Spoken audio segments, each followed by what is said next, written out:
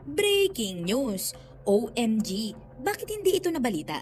Ang laking pera pala ang pinag-uusapan dito. Pangulong Bongbong Marcos, viral matapos ang nakakagimbal na anunsyo ngayong araw. Paano ba naman kasi mga kababayan? Isiniwalat lang naman sa publiko ang 2.9 bilyong pisong proyektong investment na iniuwi ni PBBM dito sa Pilipinas galing sa isang mayamang bansa na siguradong maglilikha ng madaming trabaho sa ating mga kababayan at magbibigay ng malaking pagbabago sa ating ekonomiya at infrastruktura.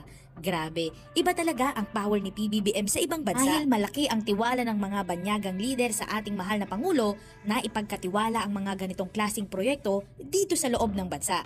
At take note mga kababayan, first time ever itong mangyari sa Pilipinas sa panahon pa talaga ni Pangulong Bongbong Marcos. OMG, hindi na talaga mapipigilan pa. Kaya naman mga kababayan, wag na natin itong patagalin pa. Samahan niyo ko at sabay-sabay nating alamin ang